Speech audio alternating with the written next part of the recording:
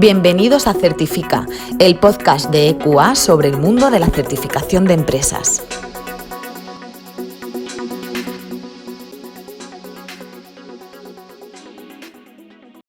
Buenos días y bienvenidos a Certifica, el podcast de EQA.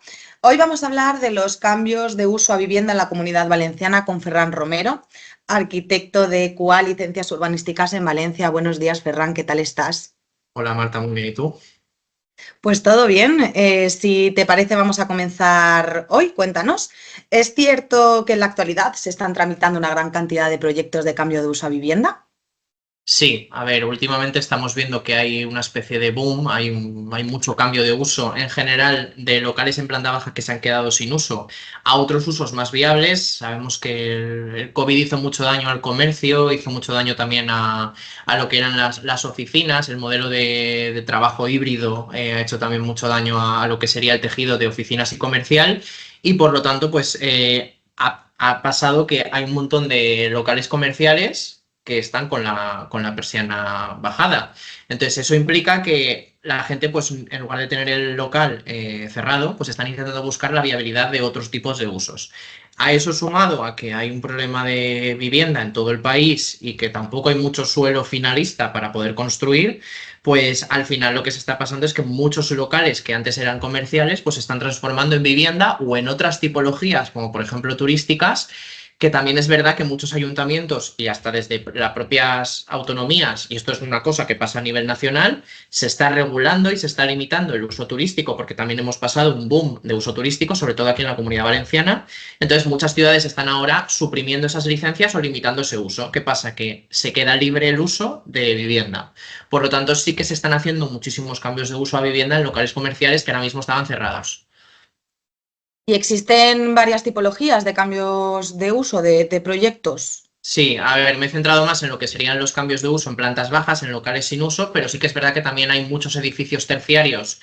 Pues no voy a decir uso turístico porque el uso turístico sí que tiene una especie, tiene un fin, pero sí que es verdad que había edificios de a lo mejor oficinas o comerciales completamente que por la misma regla de tres que los locales comerciales, pues ahora mismo se están quedando un poco en desuso. Entonces lo que se está transformando es tanto edificios completos en lo que sería un edificio residencial plurifamiliar o los locales en planta baja que también se están transformando incluso entre suelos, entre plantas que antes eran pues también oficinas o comerciales, pues están volviendo a recuperar el uso de vivienda. Entonces sí que existen dos tipologías. Está la tipología de cambiar un uso de manera exclusiva, es decir, todo el edificio pasa a ser un edificio residencial cuando antes era otro uso, o parcialmente en puntos localizados del edificio se cambia el uso de un local o de una estancia o de un establecimiento que antes tenía otro uso a vivienda. Entonces, eso implica también que el tipo de proyecto que se tiene que presentar es diferente. Es decir, uno es un proyecto que sí que está sujeto a la normativa de la ley orgánica de la edificación, es decir, necesitaría un proyecto visado y por un técnico competente con la forma de proyecto,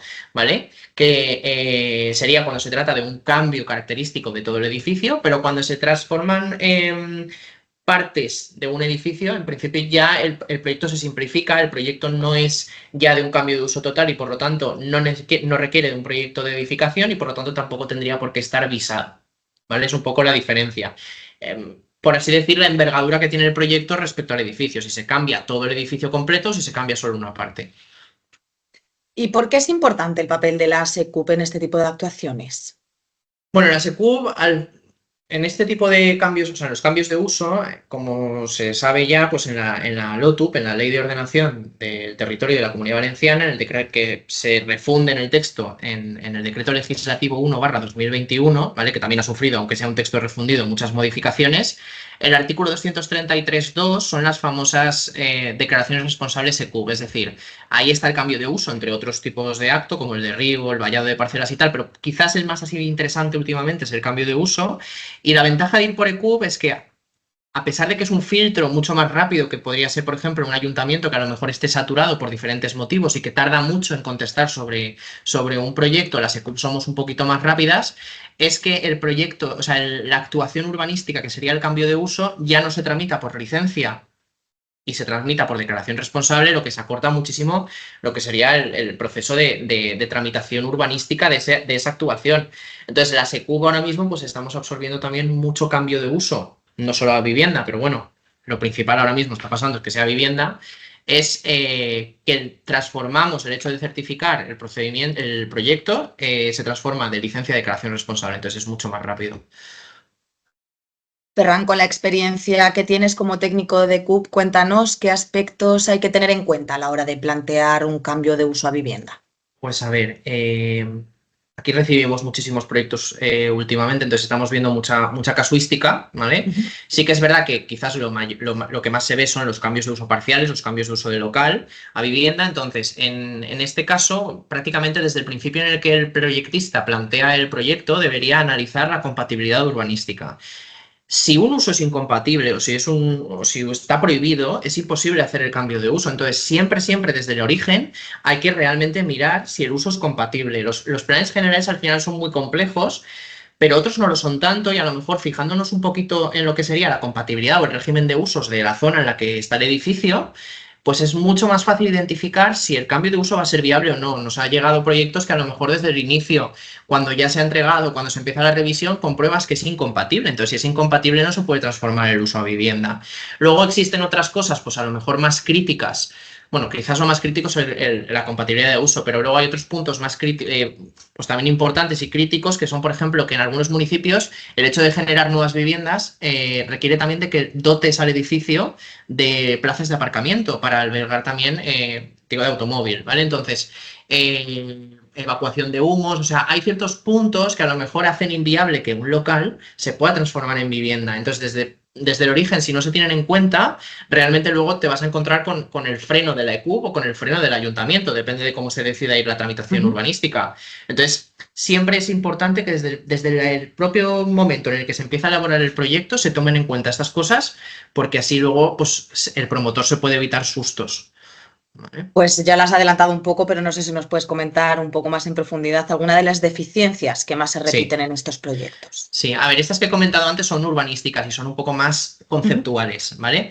Pero luego existe también la normativa de habitabilidad y vivienda, o sea, de habitabilidad y diseño, perdón, que son las DC09 ahora mismo en la Comunidad Valenciana, que es una norma autonómica, es una orden, que son las que regulan todas las condiciones que tienen que tener las viviendas, ¿vale? Entonces, por así decir, es la norma más básica para cuando te pones a hacer una vivienda, un proyecto de vivienda. Entonces, se repiten mucho determinadas deficiencias, o sea, es decir, en cada proyecto que vemos solemos pedir lo mismo y que son al final también cosas que pueden tirar para atrás un proyecto, ¿vale? Yo diría que el top 1, la más importante, Repetida. exacto, la que más se repite es las condiciones de iluminación y ventilación de las viviendas, es decir, creo que son el artículo 13 y 14, ¿vale? De la DC09. Quizás el 13 más que es iluminación que ventilación, porque ventilación al final siempre es fácil de resolver, pero iluminación que funciona con unos porcentajes de las estancias que sean habitables, pues tienen que tener una superficie de hueco. Los locales comerciales normalmente suelen tener una fachada. Entonces, tienes que resolver todo lo que sería la iluminación y ventilación desde esa fachada. No suelen haber patios, no suelen haber fachadas traseras, o sea, es raro. Entonces, limita mucho a que esa superficie que tú tienes existente de hueco, si no se puede ampliar, al final te acota mucho la superficie interior que puedes tener de vivienda. Entonces, a lo mejor te hace inviable directamente el proyecto, porque no tienes el suficiente hueco para iluminar todo lo que tú quieres crear en la vivienda, es decir, un dormitorio, un estar. Sabemos que existen dos tipos de vivienda, que son las viviendas apartamento, que son los tipo loft, es decir, son viviendas que no están compartimentadas, quitando el baño, que el baño sí que siempre tiene que estar compartimentado, y luego están las viviendas compartimentadas, que son las típicas que conocemos todos de, pues el dormitorio está cerrado, el estar está cerrado, el comedor es otra estancia, la cocina y tal.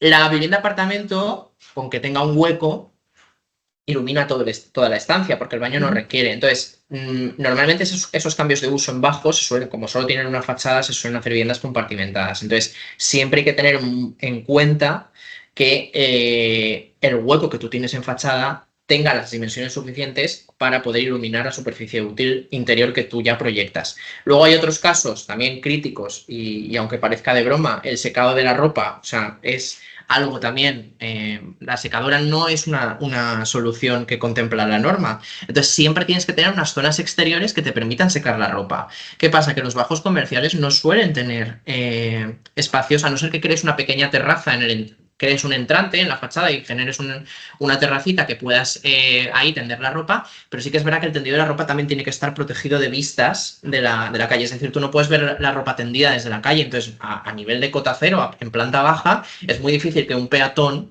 cuando va por la acera, si tú generas una terraza que está pegada a lo que sería la fachada, no vea el tendido de la ropa. Entonces, normalmente esa solución no suele ser viable, o a lo mejor te resta también mucha superficie de iluminación cuando tú pones esa protección de vistas.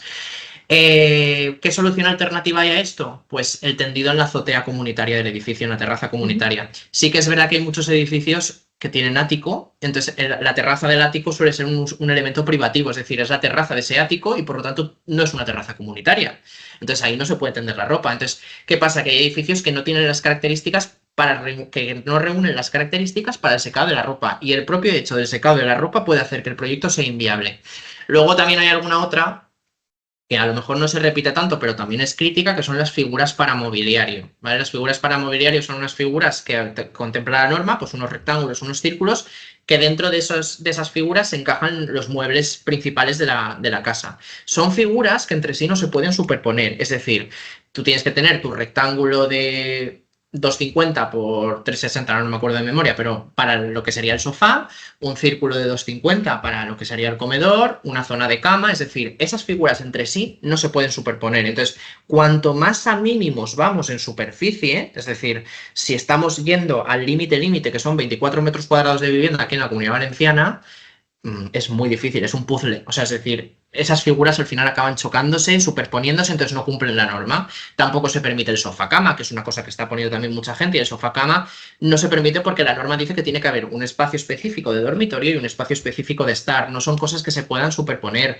Las cocinas cada vez más pequeñas, no existe el espacio libre de banco frente a lo que sería la bancada de la cocina, el círculo del comedor es tangente a la cocina, que tampoco incumpliría. Nos olvidamos de la figura para lavadero, que es donde tiene que estar la lavadora. Entonces, son cosas que al final se suman entre ellas y hacen que un proyecto es imposible. O sea, es que cuando requieres y ves que es imposible solucionar eso, es que hace completamente inviable el proyecto, o a lo mejor de sacar 5 viviendas, acabas sacando 3, porque tienen que ser más grandes.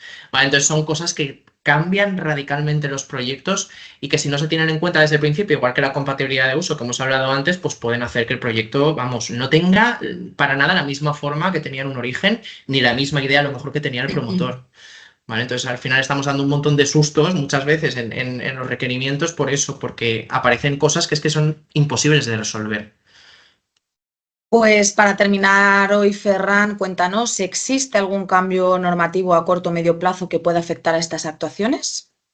Sí, a ver, ya el año pasado se aprobó las DC23, ¿vale? Lo que pasa es que, bueno, han sufrido un poco unas turbulencias en cuanto a su entrada en vigor. Estaban previstas que entraran en vigor en noviembre del año pasado. Lo que pasa es que in extremis, 2 semanas antes de que entraran en vigor, se modificó esa disposición que decía que entraban el 2 de noviembre para que entren el 2 de febrero, no del 2024, sino el 2 de febrero del 2025. Es decir, ampliaron lo que sería la entrada en vigor muchísimo. Sí que es verdad que es un cambio radical de lo que sería la normativa. Hay muchas cosas que cambian en cuanto a las normas que hay ahora. Entonces, las nuevas normas, que son las DC23, DC24, DC25, al final no sé cómo se llamarán porque realmente es un decreto que ha salido en 2023 pero que va a entrar en vigor en 2025. Entonces, esas normas de diseño y calidad que van a sustituir a las DC09, que son del 2009, entran en vigor el 2 de febrero. Son un cambio abrupto, sobre todo en los cambios de uso a vivienda en plantas bajas, porque la propia norma ya contempla unos casos específicos para esos, que mete unas limitaciones, y que además esta norma hace que las viviendas sean más grandes en general. Entonces, son cosas que si no se tienen en cuenta ya, y sobre todo sabemos que los proyectos tardan un tiempo en redactarse, tardan un tiempo en certificarse, y todos estos tiempos se tienen que tener en cuenta porque sí, estamos ahora en julio, ya casi entrando en agosto, y realmente entre pitos y flautas, que vienen las vacaciones, luego Navidad, luego tal, nos llegamos a febrero. Entonces, los proyectos tienen que estar presentados en el ayuntamiento antes del 2 de febrero para que esta norma no les aplique. Es decir, si tú tienes un proyecto hecho con las DC09 y te entra en vigor la DC23, o como se vaya a llamar al final, pues es que el proyecto no te va a cumplir. Entonces, sí que es verdad que ahora se está haciendo por lo que se ha visto, una consulta porque quieren hacer algún tipo de modificación en esta norma antes de que entre en vigor otra vez, ¿vale? No sabemos un poco el alcance ni por dónde van a ir los tiros en cuanto a esta modificación, pero bueno, que a priori establece unos límites de fachada en los bajos, o sea, es decir, dependiendo de la superficie que tenga la vivienda, te obliga a que tengas un ancho de fachada, pues trasteros vinculados a las viviendas ya no se pueden, las viviendas son más grandes, existen nuevas figuras para mobiliario, implican que tenga que haber una especie de domótica dentro de la vivienda, que ahora mismo no.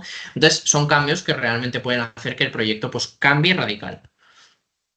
Pues muchas gracias, Ferran, por participar en Certifica el podcast de EQA. Ha quedado todo súper claro. Gracias. De nada. Vamos a aprovechar para recordar que en nuestra web, en eqa.es, está disponible tanto la programación de los webinars que impartimos de forma periódica como todos nuestros podcasts. Un saludo.